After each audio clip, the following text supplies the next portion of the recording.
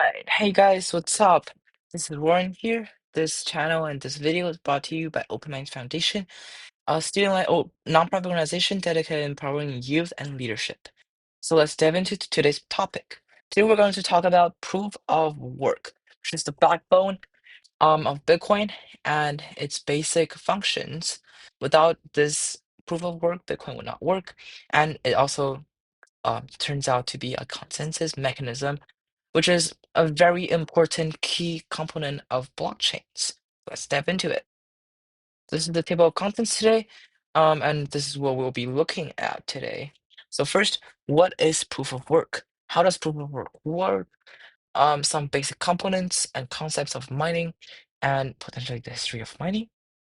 And then secondly, signatures. How does Bitcoin transactions happen? Thirdly, advantages of proof of work. Well, it's very decentralized, etc. And then fourthly, some disadvantages of Bitcoin. Well, potentially some bugs, 51% attack, etc. First, what is proof of work? Well, what is a consensus mechanism is the question that we have to dive into before really investigating into what is proof of work. So, proof of work is one of the three major consensus mechanisms of blockchain technology. The other two are proof of stake, POS, which we'll discuss later, and DPoS. Well, we'll not be discussing about DPoS because there are very few blockchains that are using this technology, and plus it's very similar to POS, also because it's very centralized and we don't like centralized stuff. There are also other consensus mechanisms for blockchains. For example, POST, proof of space and time, which is a new eco-friendly secure consensus mechanism invented and used solely by the blockchain Chia, XCH. So what is a consensus mechanism exactly? Back to POW. It's the only consensus mechanism of Bitcoin and is also the oldest, most secure consensus mechanism in the world. Now, after talking all about that information, let's just get back to what exactly a consensus mechanism is. Consensus mechanism is the core of a blockchain. It decides how secure and how fast a blockchain will run. In fact, this is the basis of a blockchain. Without it, nothing can be built. Taking the example of Bitcoin, we can make this example for you to understand it better. Bitcoin is using the protocol of proof of work, POW, and how it works is a battle of computing power. People use their computers to do hash power computing, SHA-256 double, and the first people to get the answer in the correct difficulty will win a block. The determination of the calculation is to get a hash nonce out of the previous block hash, so that everything is linked together and compute by SHA-256 double. And so what is a block? Now, this is a key point of the whole thing. What is a block? As we all know, blockchains are made of blocks. And yes, if you thought of it, this block that the winner generates is the block that we're making up the blockchain. Well, to be precise here, a miner, also known as a node with hash powers and competing, will indicate all transactions that is selected and put them into their own block. They will have to put up their hash, and that was calculated by them, and link the new block with the blockchain by putting the hashes of the previous block and broadcasting the new blocks to the nearest nodes. And the node will continue to spread this information. However, there's two nodes that came up with two different hashes values at the same time under the same difficulty, then the blockchain will follow the rule of the longest chain, meaning that which block gets the most nodes chosen, well, essentially voting by their computing power, we put it on the blockchain, and the other blocks will be a void block. So now let's look at the longest chain. To determine the longest chain, we'll only have to look at the total computing power that was put into a specific chain. The chain with the most computing power put in will be determined as the longest chain. The rule of linking hashes made Bitcoin almost impossible to be targeted because a single character change in the SHA-256 algorithm change will lead to a complete different result, and everything on the blockchain will be wrong. The blocks will all become void. So now let's dive into the second part of today's presentation, signatures. First, let's look at what is a signature. Signature is the only way to prevent a transaction in crypto. There are two keys that will come with your wallet. First one is called a public key, also known as your wallet's address. The other key is your private key, which has your wallet's full access. So it is very important to keep your private key secret. If anyone have your private key, then they will have full access to your wallet. However, at the same time, you have to also make sure that you have the keys insecure, because if you lose your keys, then there will be no way to get your coins back again, except if you get the keys back.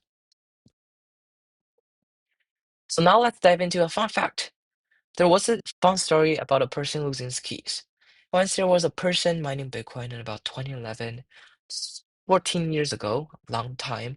There's about 7,000 Bitcoins that were mined into his wallet.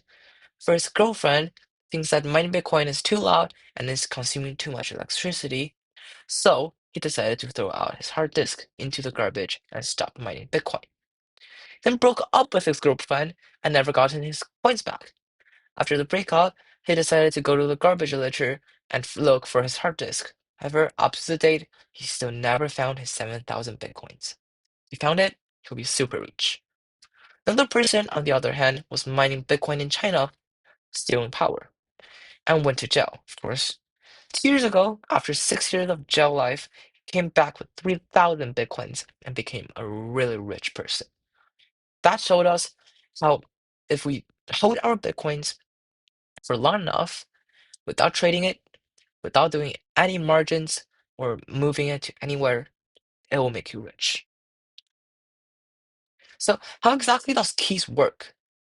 So, first, there will be a message generated by the wallet saying wallet A is transferring 200 Bitcoins to wallet B, and this is the date. And then the private key is going to encrypt the message. Just to clarify here that the public keys can reverse anything that is encrypted by the private key. The job for nodes is to verify if the message will show by reversing the message using the public key. If it does, then the transaction will be marked as verified and put it into the mempool. Now, we were talking a little about the mempool. What exactly is a mempool? Bitcoin mempool is actually the short for memory pool. It is the space where all valid transactions wait to be confirmed by a Bitcoin network. When a transaction is made, it first gets transmitted and verified by the available nodes in the network, and then it gets into the mempool of the specific nodes. Well, if it gets into the mempool of enough nodes, then we call it you are in the mempool of the network. The transactions in the mempool are then included in the blockchain by the miners based on the transaction fee they are willing to accept. A high mempool size, meaning that a lot of transactions are in the mempool, indicates more network traffic, which will result in longer average confirmation time and higher priority fees. Now let's look at hot wallet and cold wallets. Well, the only difference between hot and cold wallet is the way the private key is stored. Hot wallets' private key are usually stored online, and cold wallets are usually stored offline. Making transactions for a hot wallet is usually way easier than a cold wallet. And so the security level of a cold wallet is also way higher than a hot wallet. There are many ways for a hot wallet to achieve, such as a computer, phone, an app extension, etc.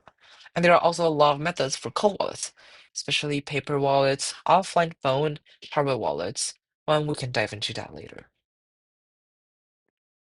This is a quote by Binance saying that not your keys and not your coins. Well, this is stating the importance of private keys in the cryptocurrency industry and noting that if you don't own your keys, then essentially you don't own your coins. Now let's look at some advantages of proof of work. Well, first, it is consensus and prevent abuses. Proof of work provides a solid mechanism for achieving consensus and preventing abuses. It is at the core of blockchain technology and its specific applications, including cryptocurrencies. Then authenticity and traceability. Well, POW ensures the authenticity and traceability of each transaction, makes it difficult to alter any aspect of the ledger of transactions. Also, security. Provenance of POW content is more secure than other mechanisms like proof of stake. It has real-world physical cost of production, which also insulates the network from attack and sets a base point price for the tokens. Then decentralization. Proof of work allows for secure peer-to-peer transaction processing without needing a trusted third party. So, what are some of the disadvantages of proof of work? So, first, it is really resource intensive. You see those 1,000 megawatts, 2,000 megawatts, and 3,000 megawatts Bitcoin mining facilities operating and running in Ethiopia, US, Russia, etc. These are actually all Bitcoin facilities dedicated and using power to mine Bitcoin 24/7, 365. So this indicates how power intensive POW is, the amount of energy that is requiring for it to run. This leads to environmental concern. I mean, it is concerning to see like thousands of kilowatt hours are wasted in this process of nonsense computing, right? Then expensive. Due to the high computational power required, not only the electricity, but also the basic machines that are running these equipments, these cost like thousands of dollars. Well, running a POW blockchain is really costly. And then we have vulnerability of attacks. While we said it is decentralized, secure, safe, etc., POW system can be susceptible to 51% attacks, which means if a single entity controls more than half of the network's mining hash rate, they can manipulate the blockchain, create fake transactions, create fake blocks, etc. And this is because of the 51% longest chain rule of Bitcoin. And it doesn't have to be even a single entity. It can be like a single organization or like loop or group of people that are mining together with the same shared intention. The speed. Proof of work blockchains can be slow. The process of solving complex mathematical problems to add a new block takes time. And only if we get a block, the transactions gets confirmed. And then how do we help fix these issues? Well, there are some of the reasons why alternatives, consensus mechanisms like proof of stake are being explored. Or otherwise, if proof of work is that amazing and perfect, why would other mechanisms come out, right? However, it is important to know that each mechanism has its own set of pros and cons. For instance, while POS is more efficient, faster, less energy consumption, etc., it has its own flaws, including a greater susceptibility of certain types of attacks, such as government regulations, inspections, etc. Well, this is everything for today. Thank you so much for staying tuned with this channel. Please like and subscribe to this video and share it with your couple of friends. Please check out the videos in my YouTube channel as well if you're well interested in today's topic, and hope to see you sometime soon. See you online.